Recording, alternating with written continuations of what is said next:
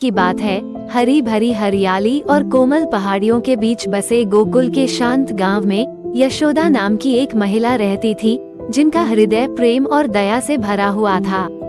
उनके दिन अपने घर की देखभाल करने और अपने परिवार का पालन पोषण करने की खुशी से भरे थे। फिर भी भाग्य ने उनके जीवन के लिए एक असाधारण योजना बनाई थी।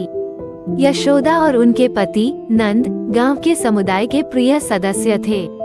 उनका जीवन संतुष्ट था, ग्रामीण अस्तित्व की सादगी और सुंदरता से भरा हुआ था। हालांकि नियति की बयार उनके जीवन में तब बह गई जब परमात्मा ने एक तेजस्वी बालक श्री कृष्ण के रूप में उनके घर में प्रवेश किया। श्री कृष्ण के आगमन ने एक दिव्य क्षण को चुना, जिसने यशोदा के जीवन को हमेशा के लिए बदल दिया। जैसे ही उन्होंने पहली बार शिशु को अपनी गोद में उठाया, प्यार की एक अकथनीय लहर ने उन्हें अभिभूत कर दिया।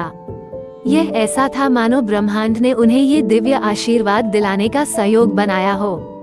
उस क्षण से यशोदा की दुनिया श्री कृष्ण के चारों ओर घूमने लगी। वे उन्हें सुंदर से सुंदर वस्त्र पहनाती थी, लोरी सुनाती थी जो पूरे निवास स्थान में गूंजती थी, और प्रेम के साथ उन्होंने उसे अपने आलिंगन में लेती थी जिसकी कोई सीमा नहीं थी।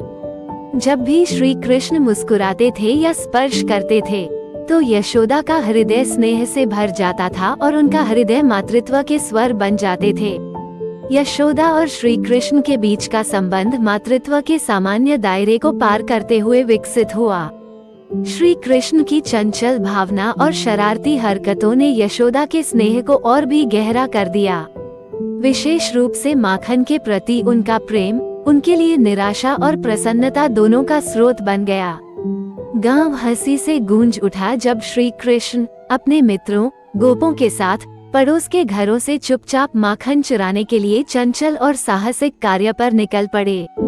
इन चंचल प्रसंगों के बीच यशोदा का श्री कृष्ण के प्रति प्रेम चमक उठा।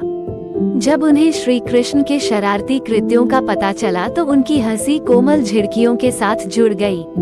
प्रत्येक डांट स्नेह से भरी हुई थी, क्योंकि वह जानती थी कि श्री कृष्ण की शरारतें उनकी दिव्य चंचलता की अभिव्यक्ति थी।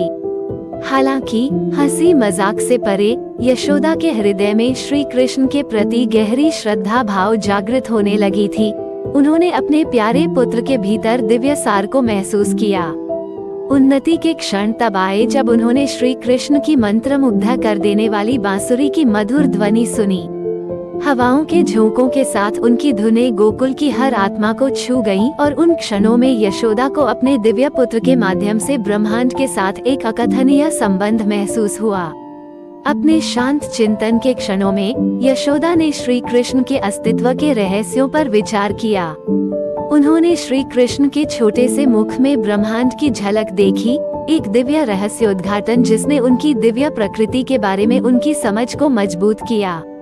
श्री कृष्ण के प्रति उनकी भक्ति, जो पहले से ही असीम थी, और भी गहरी हो गई, जिससे उनके दिव्य पुत्र के प्रति अटूट श्रद्धा पैदा हो गई। प्रत्येक गुजरते दिन के साथ यशोदा का श्री कृष्ण के प्रति प्रेम बढ़ता गया, जो नश्वर स्नेह की सीमाओं को पार कर गया। उनके दिन निस्वार्थ भक्ति का प्रमाण बन गए, एक माँ और उसके दिव्य बच्चे के बीच दिव्य प्रेम का प्रतीक बन गए। गोकुल गांव इस असाधारण जुड़ाव का साक्षी है। प्रेम, हंसी और एक दिव्य संबंध से बुना हुआ ताना बाना जो युगों युगों से गूंज रहा है।